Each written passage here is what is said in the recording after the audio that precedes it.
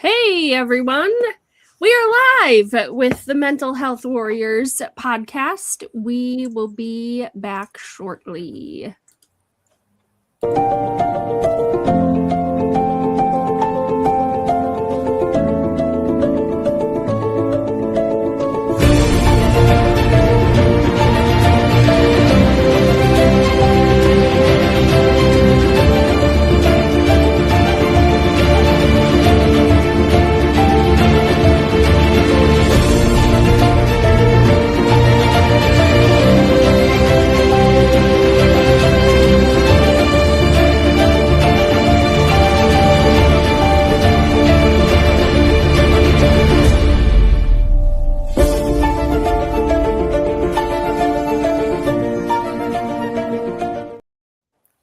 And we're back. Hey everybody, it's Ashley, the self-renewal coach, and tonight I am joined with Nick, Ronald, the secret influencer confidence mindset coach. Adam is not with us tonight, so Nick and I decided that we were going to take over the show. In tonight's topic, we are talking about how not every room deserves access to you. So be sure to like, subscribe, share this. I know we are building up to, I believe it's 1,000 subscribers. I haven't even checked to see how close we are to that at this point, but I know we are not far off. So again, be sure to like, subscribe. How are you tonight, Nick? Yes, no, all good. Feeling tired. It is the last few weeks. There's a lot of busy lives as we all have, and yeah, a bit tired, but all good. Can't complain. Yourself, Awesome. Ashley, how are you? I'm not too shabby. I, just like you, there has been a lot going on the last couple of weeks. So yes, I'm a little bit tired today, but it's all right. It's all right. The week is almost over and I am gearing up for a workshop on Monday. So it's going to be great. It's very good. So awesome. Well, let's kick into tonight's topic. And like I said, we are talking about how not every room deserves access to you. So if you are joining us live, there's going to be a couple questions that I am going to ask you. And I would love it if you guys drop your responses in the chat. I'm sure when Adam comes back as well, he'll read the comments. But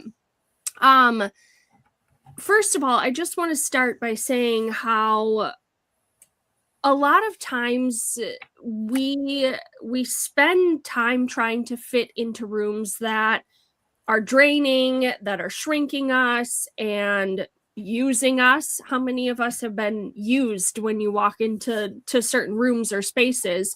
But also requiring us to almost betray our values or who we know that we truly are. So we're really going to talk about some discernment stuff today, like when you walk into a room and you just feel like an energy is off, because not every room deserves your energy. Not every relationship deserves your access, right? So one of the questions that I want to ask of you guys in the audience tonight, as well as you, Nick, but have you ever stayed in a room too long because you didn't want to disappoint the people in it?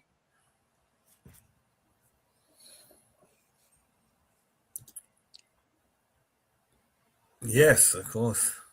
Yeah. And is it because you were like uncomfortable with saying, hey, I need to leave? Or was it just like, tell me more about that? And yes, I mean, I think there's definitely been, there's times when there's you go to a room and there's expectations, and to meet those expectations, you got to have the right sort of feel in the right frame of mind. You've got the right sort of mindset in a way. You've got to feel in the right emotional balance to sort of feel at ease to meet the expectations you have. And I think sometimes we place a lot of pressure on ourselves with expectations of how we should behave, or how how the effect we should have on other people. And there's a lot, I think whether it's a social sort of room, or it's or more business thing. And I think sometimes, being, also perhaps at times, if we go into, if it's a business one, it might be one that's important, but we don't know everyone, and might have in our mind, what we want to get out of it. There's a lot of we want to put a lot of pressure on ourselves, and it's sometimes we're not always ready and primed to give the best we can give, and that can make it hard. But I think, these sort of situations can come up a lot. It's we're not always functioning at perhaps a high level we'd like to, where we can just talk with ease and be at ease, I think. Yeah, for sure. Oh, Adam is tuning in the comments. Ooh, I see it. He says, "Good evening." Okay, here's another question. So what's harder for you? Is it saying no, or dealing with how people react to your no?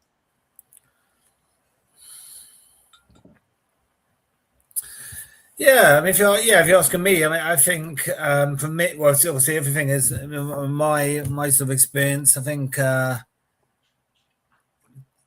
think for me it's it's a mixture of both. I think, but for me, a lot of the time it is saying no. It's I find a lot of the time, that if people ask me to help out with something, one example is I do a member of Toastmasters, and I go to my club meetings, and often there's people within the leadership team will ask to help out with organising various events. And a lot of time I know I'm too busy, and I know I've got too much going on, but I find it hard to say no. I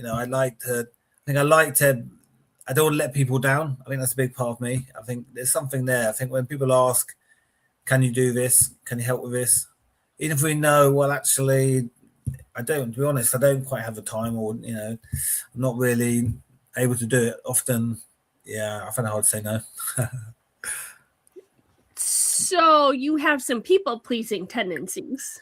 Definitely, yeah. No, I never thought of it like that. I never really thought of it, but I think, I can't deny it. I think there is definitely that aspect. Yeah. What about you, Ashley? Do you find it hard to say no? Because that's a quite classic thing, isn't it? Then hard, that sort of dilemma. Yeah, I think in the past it was harder for me to say no.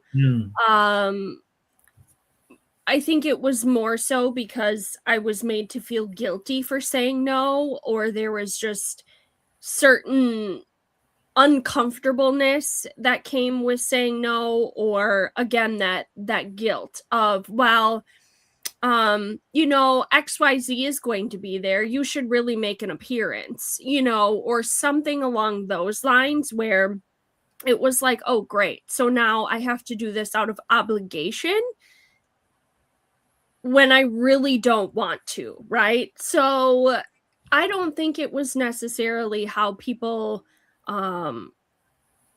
react to my no anymore, or me saying no. I stopped explaining myself. Sure. Because, and I tell my clients this all the time, no is a complete answer. No is a complete sentence. Nobody needs your explanation. And it's a no, that doesn't work for me, or that date doesn't work for me. And I don't put any further explanation. And then it turns into a, do you have this date available instead? Or, like there comes a counter offer, if you will. So it doesn't hold me to an obligation. Or I started doing this even with family events. Right. Of, okay, I can't make that, or I know that I don't want to attend. So it's either I can't make that, or I arrange something else. to be able to spend time with a particular family member or whatever versus like everybody in the family. So it's just sometimes being creative or just simply saying no, and that's the answer, right? So, yeah. I think I think we often have this feeling we should explain. So if we say no and explain, and then we go into this over explaining, and then the no is diluted a bit, it loses effectiveness. We end up giving us all these reasons why we're saying no. And I think for no to be effective, you should keep it simple. It doesn't need you can give a short explanation or offer an alternative, but if we start over explaining, why it's done something.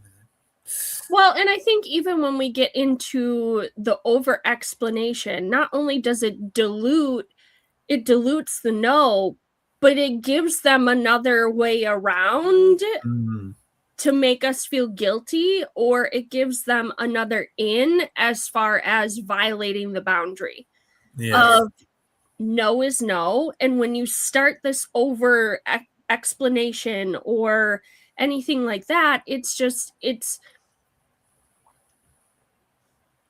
letting them almost know that you don't trust yourself to stick to a boundary. Sure. That you have to explain it. So, one of the other questions, hang on. If you're busy explaining things, you will miss opportunities to drop epic dad jokes. Nice. But, like, where in your life have you found that you are tolerating access that could be costing you your peace?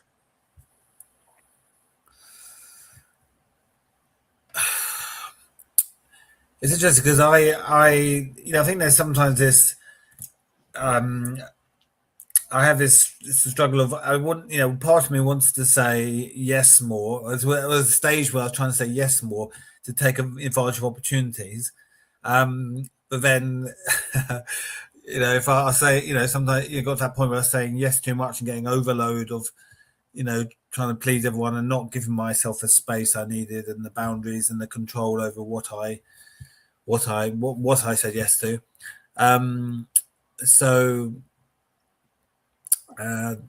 What was the question again, Mummy? So where in your life are you tolerating access that's costing you peace?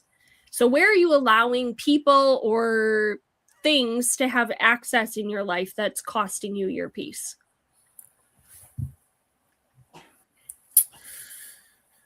Yeah, I think well, I think for me, it's trying to get that balance. So there's, and I think it sometimes it does get out of balance. So I have my work, and then I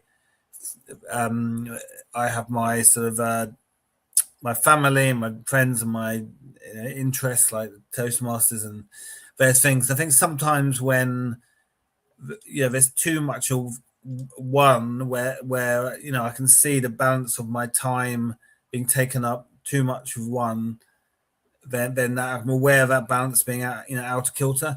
I don't know. I mean, specific example.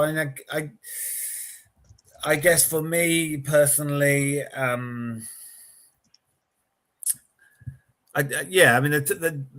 Toastmaster example. It's it's something I've done for 10 years. And I do a lot of it. Spend a lot of my evenings doing it. But sometimes, I do feel, I say yes all the time, and then end up spending more of my time creeping in, like more of my evenings, a bit more weekends.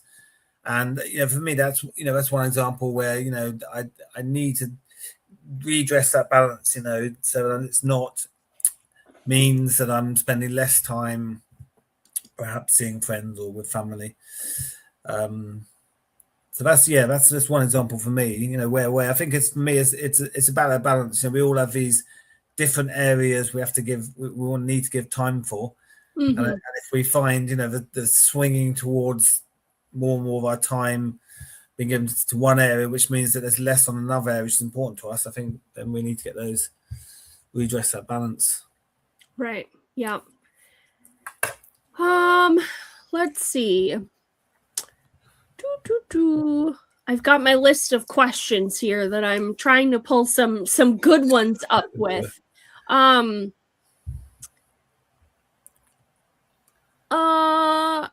Are you ever afraid of being misunderstood if you set boundaries with people?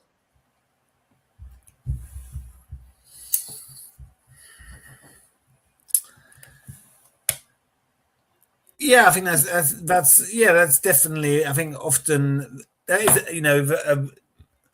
a perceived risk. If we set boundaries, or people think we're not helpful, or we're not someone people can turn to, we're not someone who is reliable. I think it doesn't mean any of these things, but I think there's definitely some of these aspects that can creep into in my mind of these moments. I think there's definitely I think we have these reflecting our values. We want to be someone who's there for other people, who's happy to help out. These are all positive things, but obviously it's doing all those things while maintaining the importance of our own boundaries. Yeah. What does it look like if you abandon yourself to keep a connection with others that in reality you don't have a connection with anymore, or you've outgrown that said connection? Like, what does it look like when you abandon yourself to fit in?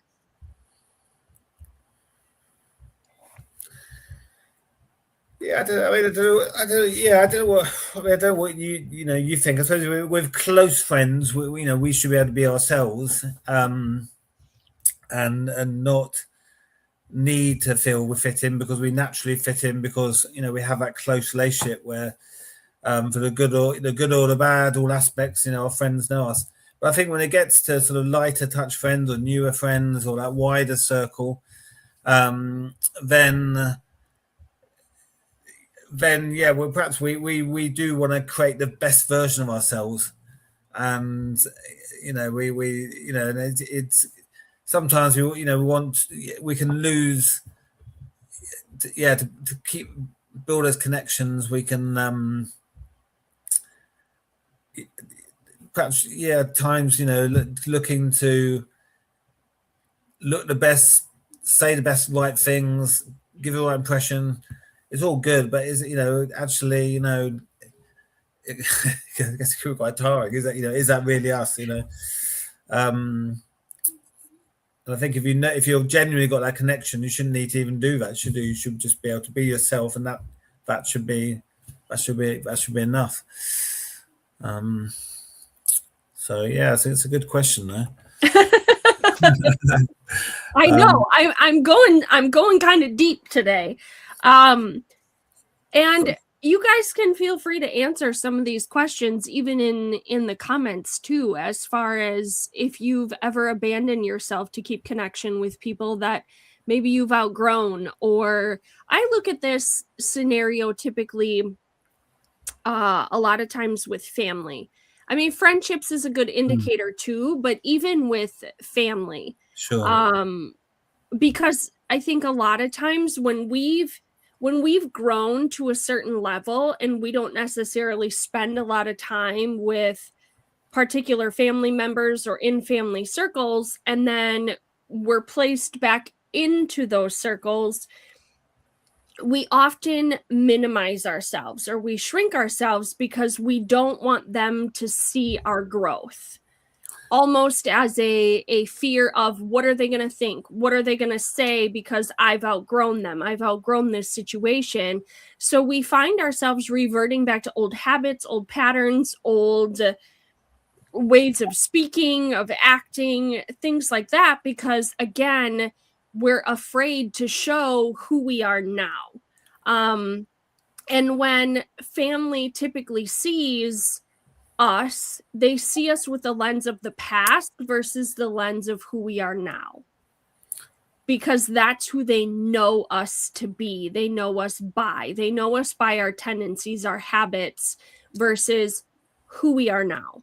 I've got a question for you. Yep. So, how it's one of my questions I had. So, how do you protect yourself or protect your peace in a world which expects instant responses?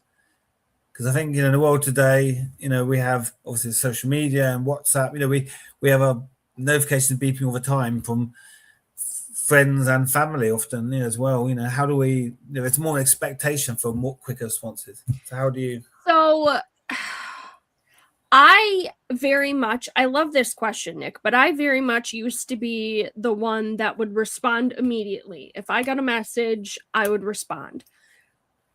And I noticed that being in that constant response always kept me attached to this, right? And I'm not saying that there aren't scenarios where I still respond rather quickly. Like if I'm sitting at my computer and I'm working and I see something come in, I will respond, or I keep it marked as unread to go back to later. Actually, this week, I should say, I finally responded to 9 or 10 unread messages. Some of them went back to April because I have to be in the mental capacity to do it. And when you are the person that is quick to respond and always on, if you will, you set the standard of how people are going to treat you and their expectations of you. So it's almost like, and you can take this for what you will, but you almost have to train people how to treat you. It's no different than your children. If you're going to let them be disrespectful and you're not going to correct that behavior, or you're not going to discipline that behavior, then they're always going to do it. They're going to think that it's okay. It's the same thing with a spouse. Your children are watching how you interact with one another. And if they see a husband or a wife degrade one another or belittle one another and yell and do all those things, they're going to think that that's okay. And that's how relationships work. So you have to train clients, you have to train customers to a standard of, these are my office hours. And if you reach out to me beyond that, I might respond. Otherwise, I'll get back to you the next business day. Now, sometimes I do respond after hours, depending on what a client is coming to me with.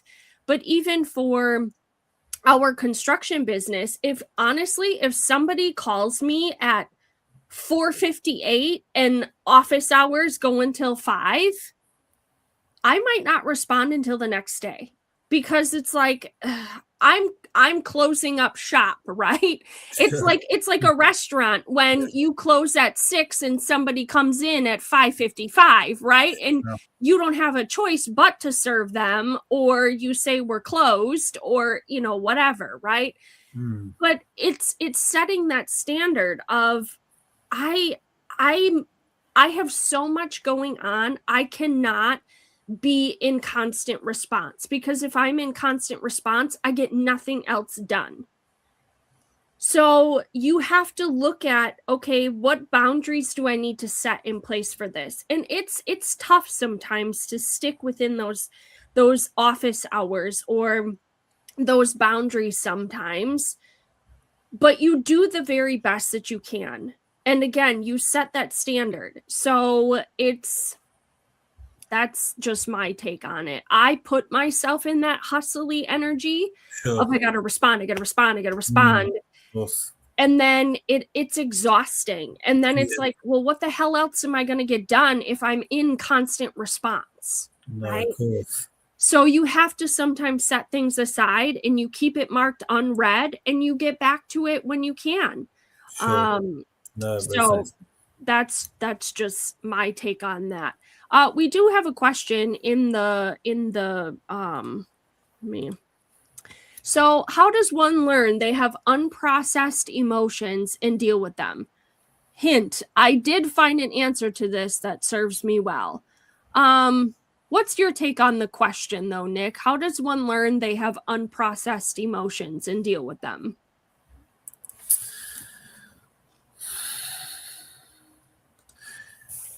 Well, I think that anything that's unprocessed, undealt with, it usually comes to a moment of realization if it builds up. So if you've got an unprocessed if you've got an unprocessed emotion of whether it's anger or whether it's or sadness, if it's unprocessed, it's still lurking in the background, it's still there, even if you pushed it down, or it's not something you're consciously thinking of, it's still there. And I think anything that you don't process and deal with in a healthy way will resurface at some point. And I think we often, that's often how we learn we've got something unprocessed, is because we'll start to see little signs, little moments, little triggers, that there's something we're not quite right in the way we react to something, and it may, and it's knowing ourselves, isn't it? Understanding and being aware about ourselves, and we know ourselves better than anyone else. So if we get really angry or frustrated or down about certain times, certain moments, certain things, then that's a sign that something needs to be. We need to look at that and say, well, why is that happening? What's that? What's the real reason for that? Mm-hmm. And I think that's often where we can then learn. Yeah, and one of the other things too is our bodies store things, right? So if we have a lot of things that are unprocessed, your body will start talking to you.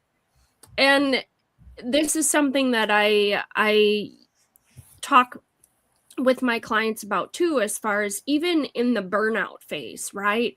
But this can be when you are to that exhaustion, you keep yourself so incredibly busy to avoid, right? So when you're avoiding to feel and you're just stuffing emotions down, your body is eventually going to respond, and it's going to be like headaches, migraines, tension in your shoulders, like tightness in your chest. I mean, it can be even like just feeling on edge, or maybe it's insomnia. Like it could be so many things, because your brain is again constantly trying to stay busy to avoid. So the wheels are just constantly turning, right? Or you're repeating the same patterns over and over. You could be in a different environment, but for whatever reason, you're reacting with the same emotional response to something small, or just any little thing like sets you off, right? So it's as uncomfortable as it can be. It's sitting down and getting quiet. And if you can't get quiet, then journal. And I tell my clients all the time, pen and paper, journal. And they're just like, oh, I don't wanna. And I'm like, why do you not like journaling so much, right? And oftentimes the unwillingness or the dislike for journaling goes back to a violation that they had in their past. Somebody read their journal, somebody used something against them that they saw that they had written down. So when we tap into that, then it allows them to understand, like, okay, I'm writing my thoughts out. This is a safe place for me now. I'm an adult. I'm not in that situation anymore. So it's getting the thoughts out on paper.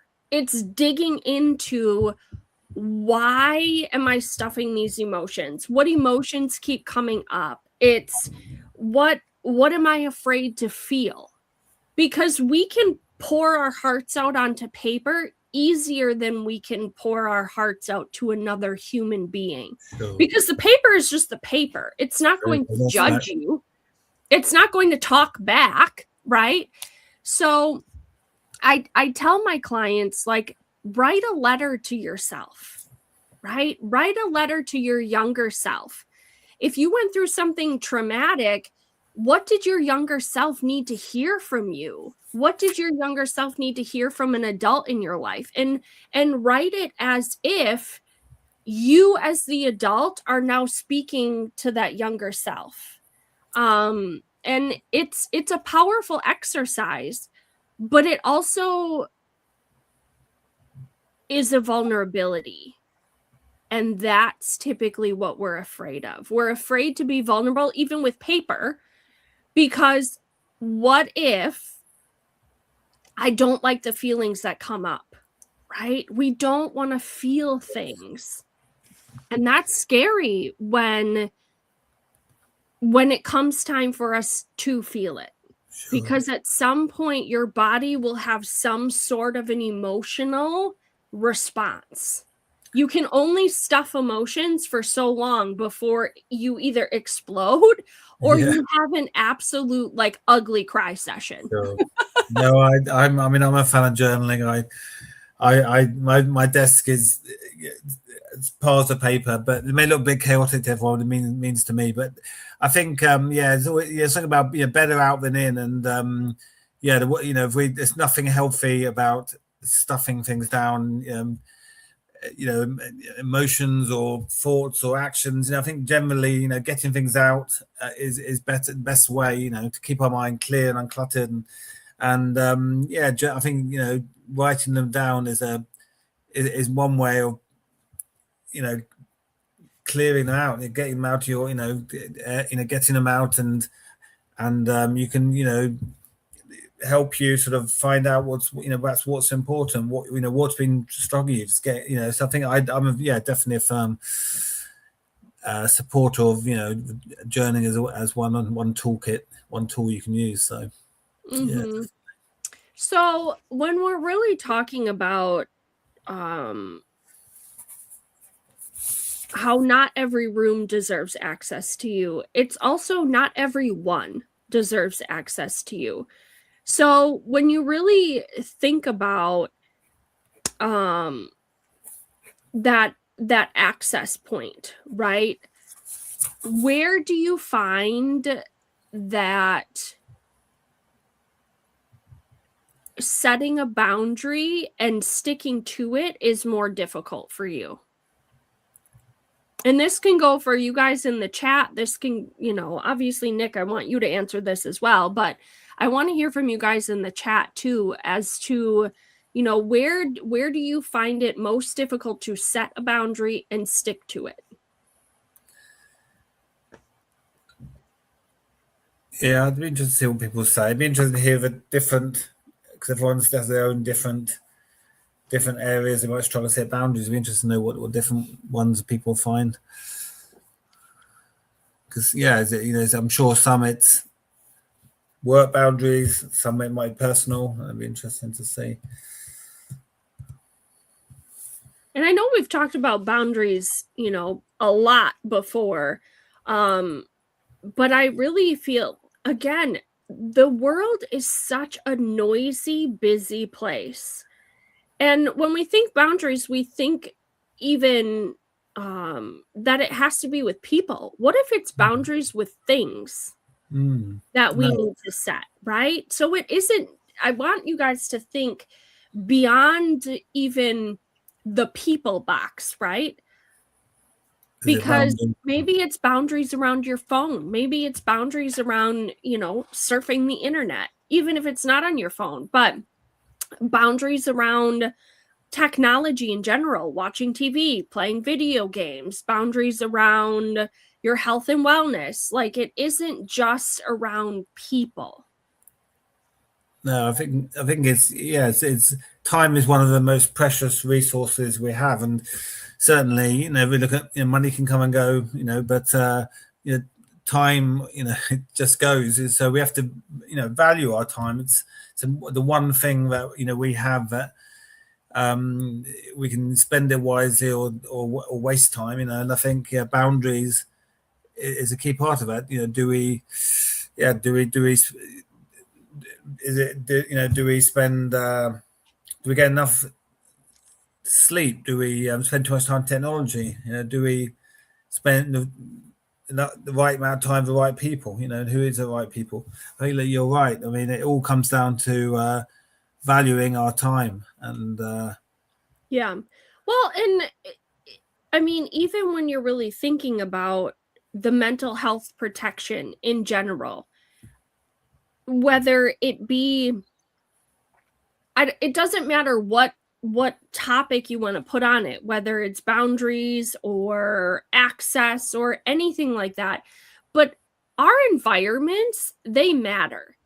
They matter for our mental health, right? Because if you're put into an environment that dysregulates your nervous system or causes your stress levels to rise, I mean, who enjoys going to the dentist?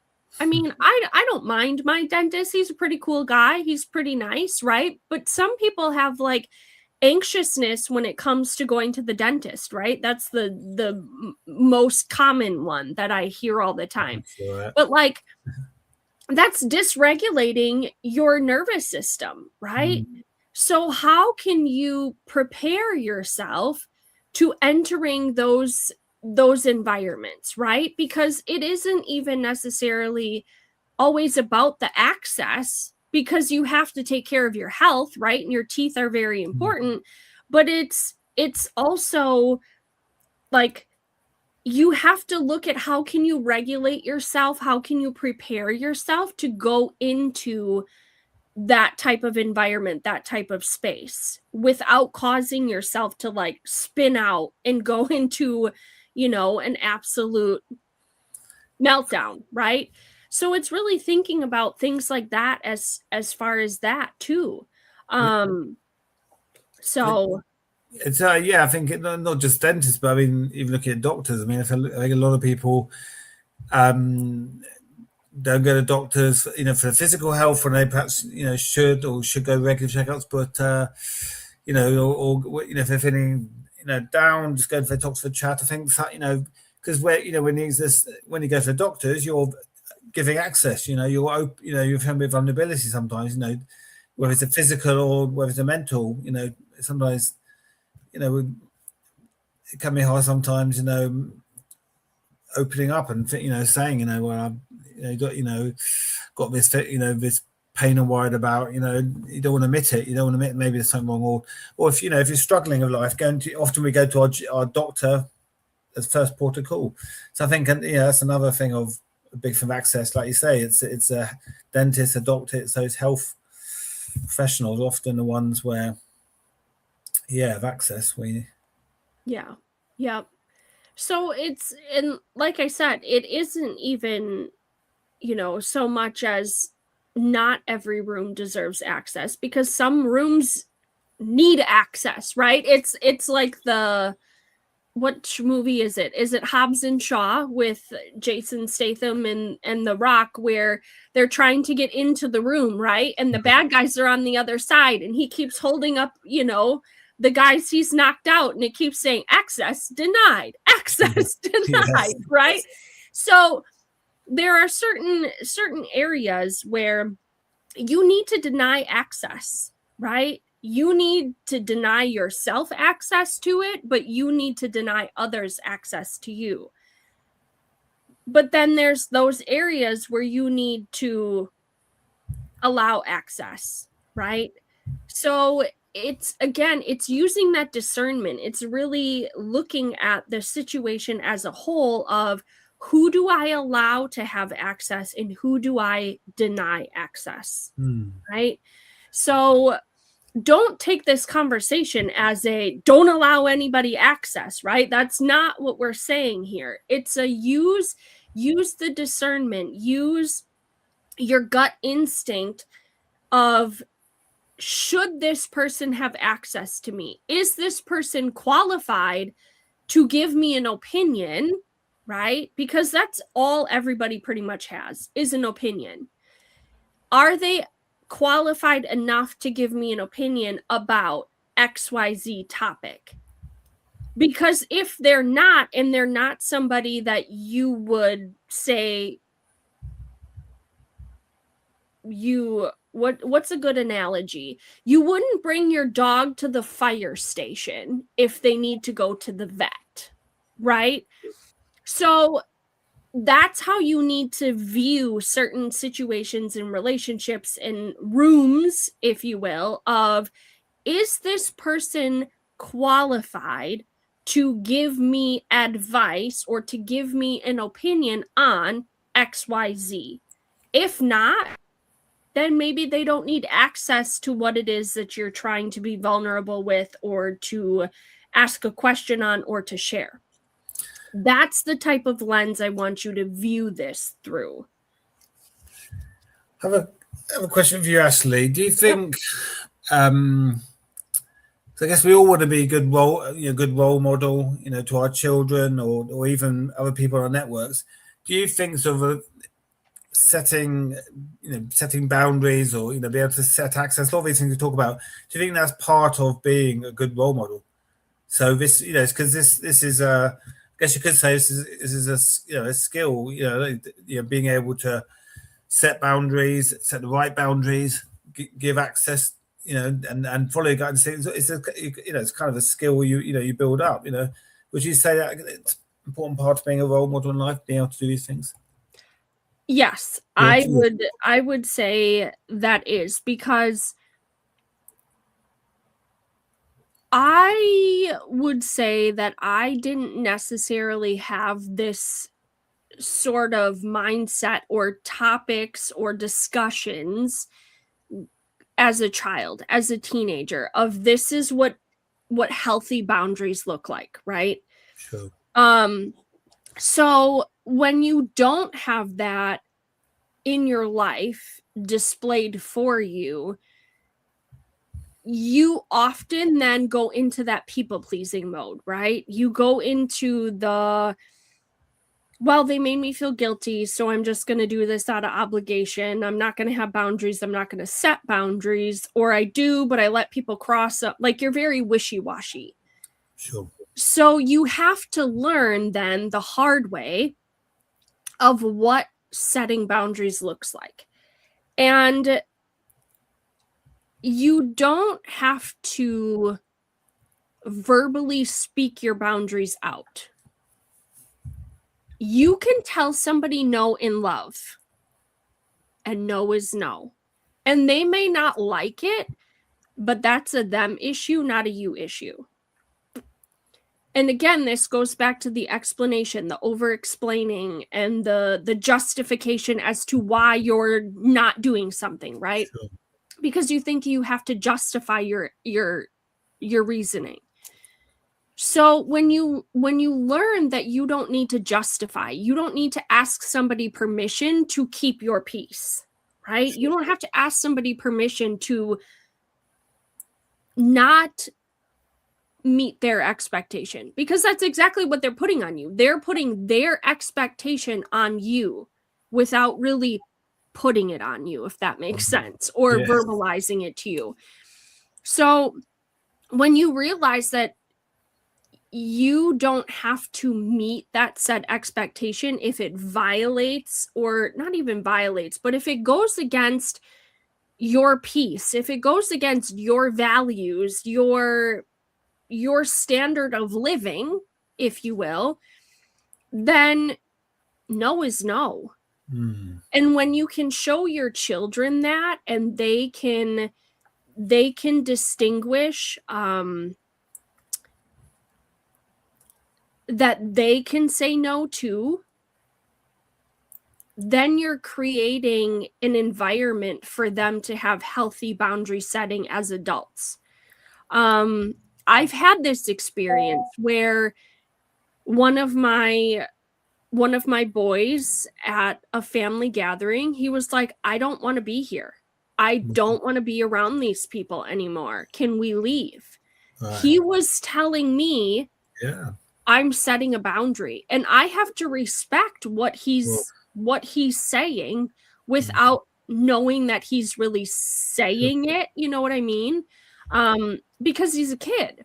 Of course. So I have to honor his comfort level for that. Because again, he's setting a boundary and he's verbalizing it to me. So I need to respect that boundary. So that's where that role modeling comes in. When they feel like they can say, "Hey, I don't want to be in this room anymore. It's time to go." It's time to go. Right? Yeah. But you have to be willing to be open and listening to it. Sure. And I very much tell my kids all the time, if you're going to fight with your brother or fight with your sister or whatever, and they've asked you to stop and they have to keep asking you to stop, it's called boundaries. Sure. Like you're violating their boundary space. Yeah. That's not okay. They're asking you to stop, and that's what you need to be listening to, and you need to be listening for, right? So it's knowing when to really enforce the boundaries in certain situations.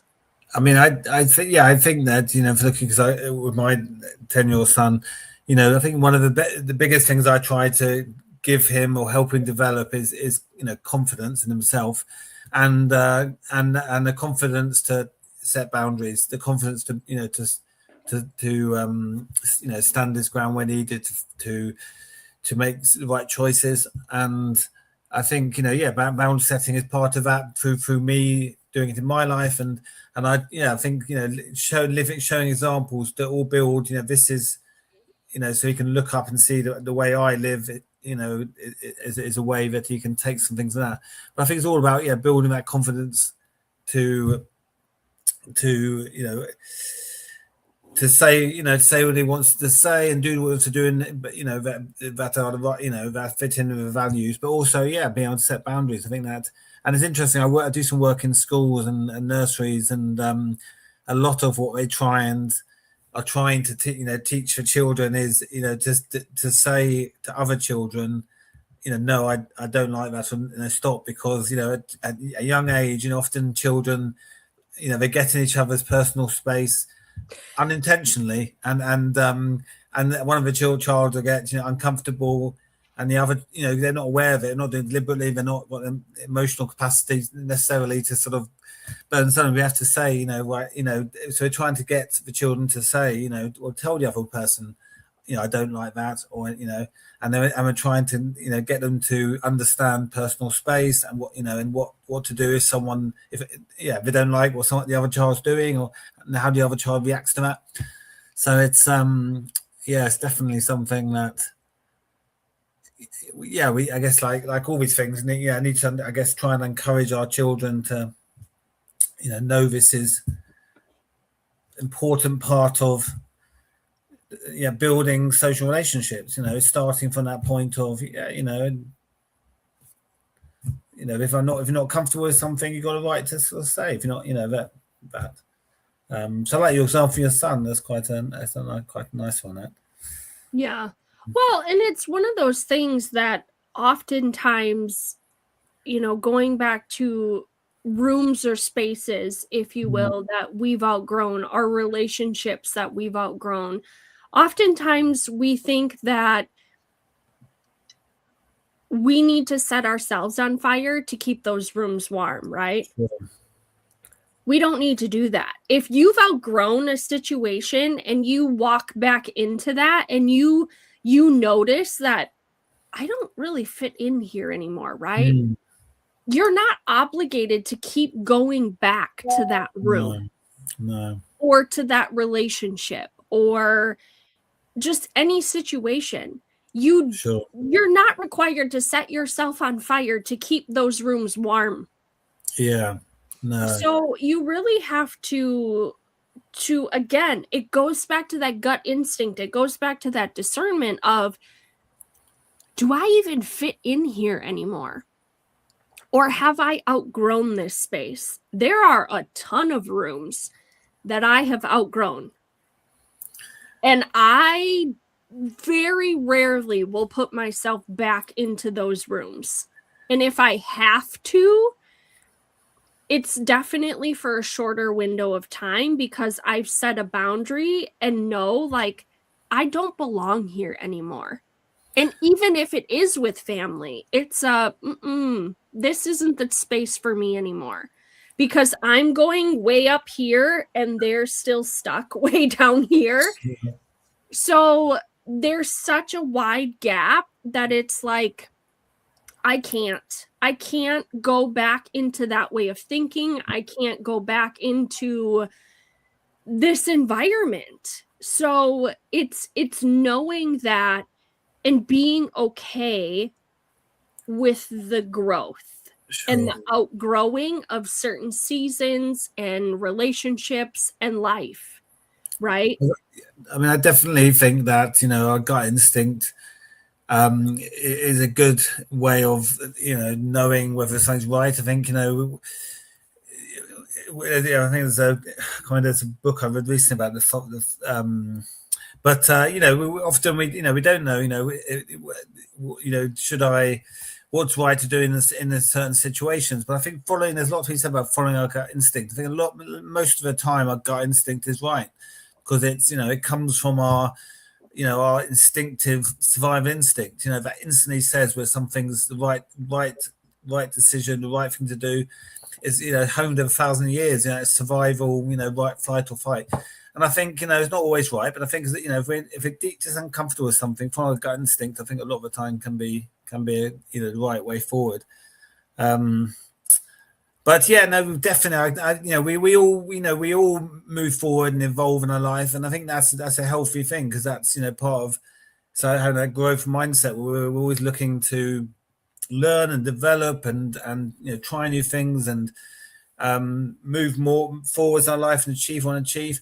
And I think along that journey, then yes, our relationships will change. So we may still know the same people, but not have the same relationship we did, or maybe some people, we think, well, yeah, that person we have in common with them anymore. And I think that's a normal part of life, and that's that's our changing, developing relationships is part, reflects our our own personal development, own personal growth. So yeah, I think that's definitely, I think we shouldn't feel the pressure of it, but we need to keep the same relationships we had at one point in our life, and we need to spend the same amount of time with the same people, because actually that's, like you said, that can be quite tiring and spending too much of our precious time, perhaps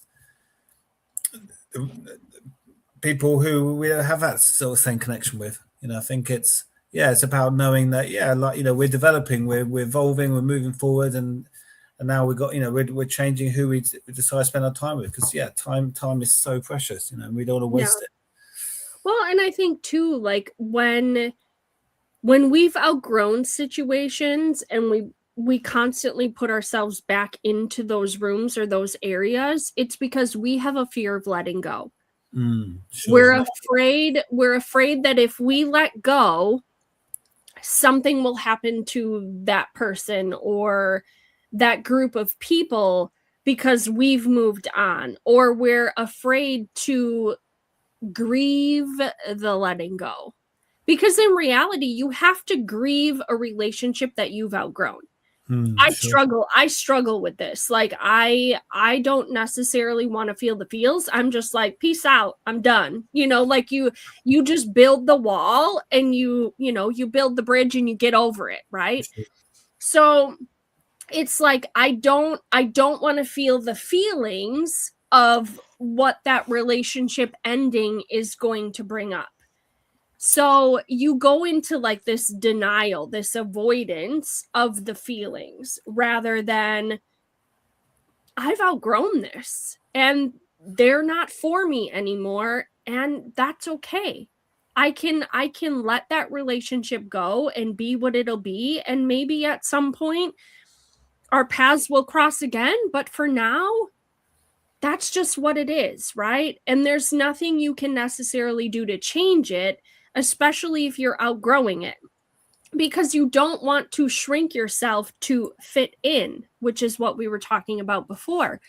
But I wanna bring up Adam's question here before we end for tonight. But do you believe life is about stepping out of your comfort zone, or do you believe it can be a triggering thing being uncomfortable in our healing journey? So, touching on this as to what healing discomfort or healthy discomfort looks like, is uh, fear mixed in with excitement. It can be vulnerability. You're learning how to set boundaries, or you are being seen in an authentic way. You're letting go of old patterns. Like, those are healthy discomfort, right? But when you have a triggering discomfort when you're on your healing journey, it could look like unsafety, unresolved trauma. You're getting emotionally overloaded, and it's putting you into like panic mode, right? Or you're disassociating with a situation, a scenario. So you really, again, you have to go into that discernment. Is this going beyond my comfort zone because it's growing me in a healthy way? It's moving me in a healthy direction? Sure. Or is this triggering me into a comfort zone that is unsafe, right? So you really have to gauge, where is this taking me? Where is this comfort zone, if you will, taking me? Sure. And is it causing me to shut down?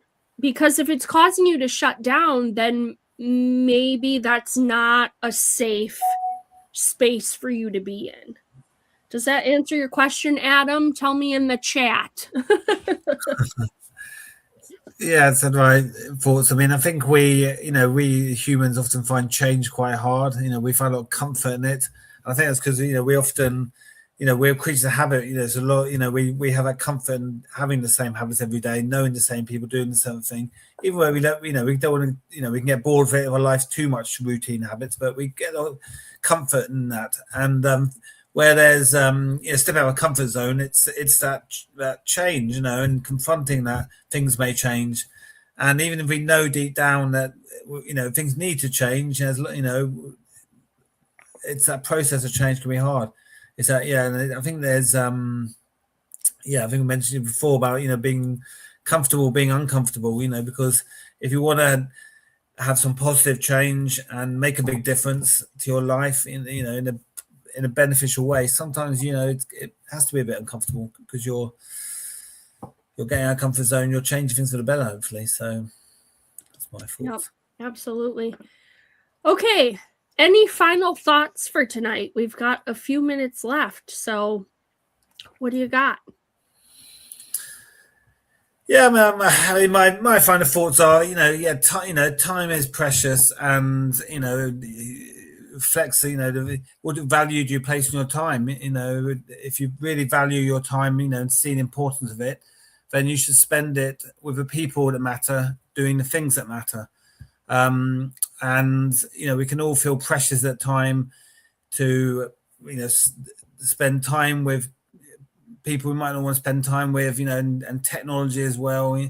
But I think we need to, if people are true friends, if most time with technology and messages, things can wait. And people often, if they're a good friend or good partner, or they will understand. So I think it's just really about and getting that balance in your life, and prioritizing what's important, and building in this boundary setting as not as a part of a way you approach life, trying to sort of see it as one of the tools in your toolbox of getting the most out of your life, and not just something you sort of sit down and do once in a while, but trying to see how you can just build this into the way you approach relationships and approach life as a reflection of valuing your time. So that's my last thoughts.